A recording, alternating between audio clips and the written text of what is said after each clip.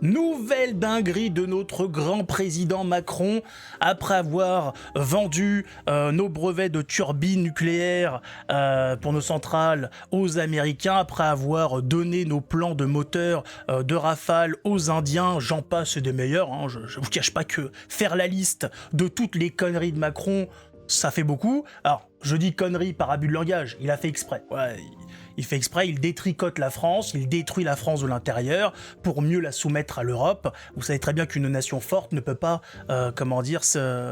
être vassalisée par l'Union européenne. Donc il faut vraiment des nations affaiblies, quasiment mortes, pour pouvoir devenir des régions européennes. Et Macron fait très bien le travail. À savoir que cette fois-ci, c'est l'usine chimique Vancorex qui est, comme c'est marqué en majuscule, indispensable pour la fabrication de missiles nucléaires français, qui va être prise par un groupe chinois. Donc voilà, ce qui servait à la défense nationale, ce qui permet la tranquillité d'avoir l'arme nucléaire, va devenir, voilà, va passer sous pavillon chinois. Nous serons dépendants des Chinois pour continuer à fabriquer, entretenir nos missiles nucléaires français. Ça fait plaisir, on est encore énormément content de la décision de Macron. Qu'est-ce qu'on ferait s'il n'était pas là, ce type? Qu'est-ce qu'on ferait?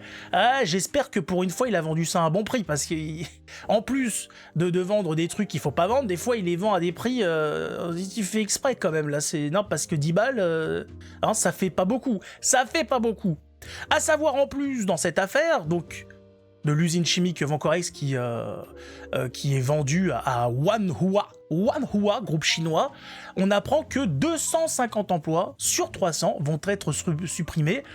Il reste pas grand monde. Non, ils vont être dégraissés, les copains. Vu le caractère ultra stratégique de cette affaire, il fallait évidemment une solution française, quitte à nationaliser si on ne trouvait pas de repreneur français. Ont-ils vraiment cherché des repreneurs français? Je ne crois pas. On a bien vu Macron, dès qu'il y a quelque chose... Enfin, c'est même pas quand il y a quelque chose à vendre, c'est qu'il veut vendre. Il y a des pays qui débarquent, qui disent « on veut ça ». D'accord. Pas taper, hein. Moi gentil, je fais les pipes et le café. Encore une fois, voilà, encore une entreprise française stratégique qui dégage.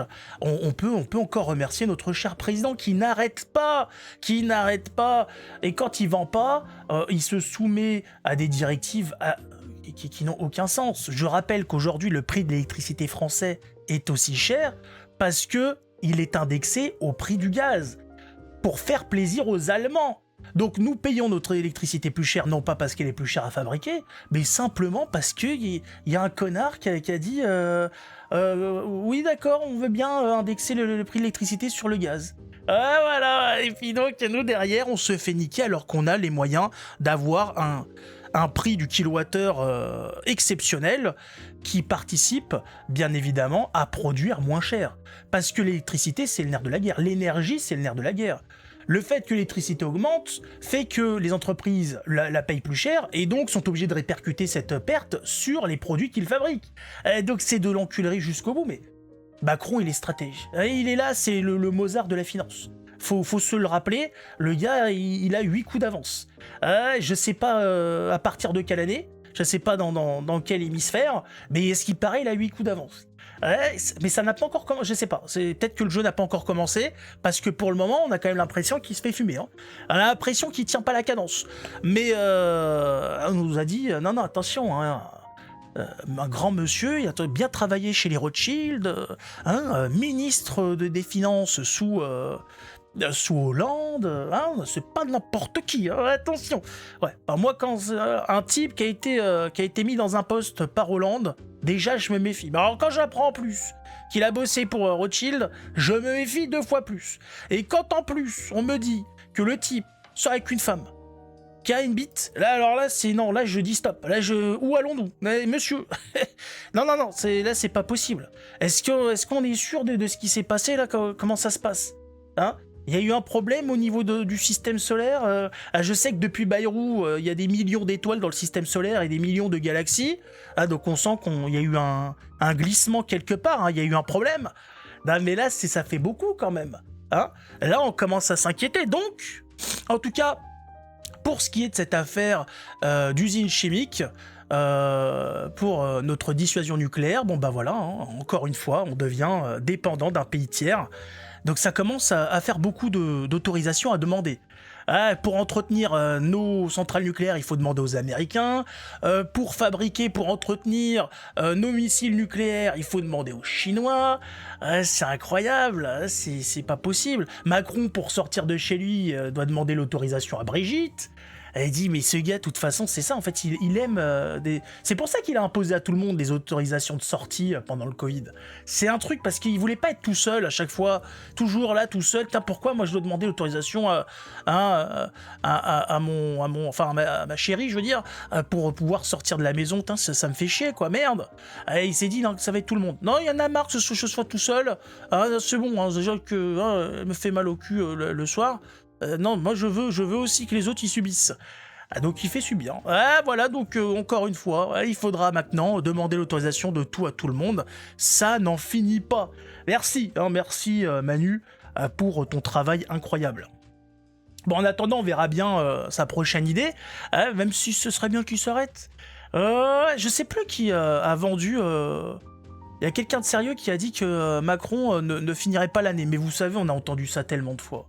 Ouais, je le dis, vu que je fouille un petit peu la politique française, ça a été dit sous Macron, sur ce quinquennat, sur le précédent quinquennat, ça a été dit sous Hollande qui finirait pas son mandat, ça a été dit sous Sarkozy, ça a été dit sous Chirac. Avant, je suis pas allé chercher plus, je sais pas si sous Mitterrand ça avait été dit. En tout cas, faut pas compter là-dessus. Voilà, faut pas compter là-dessus. À partir du moment où vous voyez pas la population relancer un genre de gilet jaune 2 ou un truc vraiment énervé pour le dégager, je vois pas Macron partir sans vraiment qu'il se passe quelque chose de fou. Peut-être suite à des dossiers révélés du côté américain, je sais pas, s'il est impliqué dans des magouilles et compagnie, mais sinon, faut pas s'attendre à ce genre de choses. Ça, normalement, c'est la cour pénale, hein, c'est haute trahison, ça. Mais il n'y a plus rien, il n'y a pas de justice en France. Il n'y a pas de justice. Il y a une prof qui a harcelé une gamine dans le 95, qui est sortie libre. Elle harcelait la gamine s'est suicidée. Elle l'insultait, elle foutait la gamine au fond de la classe alors qu'elle avait des problèmes de vue. Vous voyez bien, l'autre, elle ressort libre. Libre, alors que son métier, c'est s'occuper des enfants, c'est transmettre un savoir. C'est les intéresser, c'est voilà. Non, l'autre, elle les torture et elle sort libre. Donc vous voyez bien que bon, la justice, c'est un concept, c'est une utopie, c'est un truc. En tout cas, sous la République française, c'est une utopie. Je dirais pas que ça a toujours été une utopie. Je vous invite à vous intéresser à différents pans de l'histoire française pour voir qu'il y avait de la belle justice. Hein, par exemple, sous Saint-Louis, voilà, il s'occupait lui-même de la justice. Quand il y avait des trucs qui n'arrivaient pas à être réglés, il a dit bon les gars, allez, venez, on va régler ça concrètement. Je vais vous mettre une mandale à chacun, une bifle, et ça va se régler très vite. Aujourd'hui, non. Aujourd'hui, quand on a un politicien qui s'intéresse à la politique, c'est parce qu'il a un copain mêlé dedans et qu'il a envie de le faire sortir. Ouais, qu'il a envie par ses divers canaux, divers temples maçonniques, voilà, magouiller pour le faire sortir.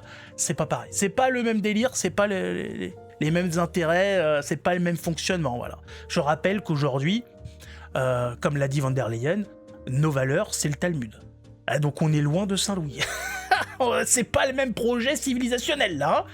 On n'est pas dans les mêmes délires. Il faut le suivre. Les gens ne suivent pas. Comment ça, mais on a. C'est quoi les nouvelles valeurs?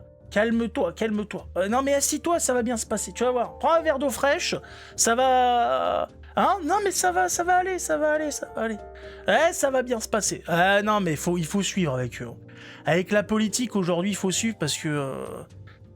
Ils enculent tellement vite et tellement souvent que tu te dis... On en est où, là? C'est quoi? Ils sont déjà là-bas. Mais non, mais les gars, doucement. Ouais, doucement, par contre. Bon, en tout cas, on verra bien comment tout ça continue, comment on va se passer cette année. Et puis, bien évidemment, on espère tous que Macron dégagera le plus rapidement possible. L'espoir fait vivre.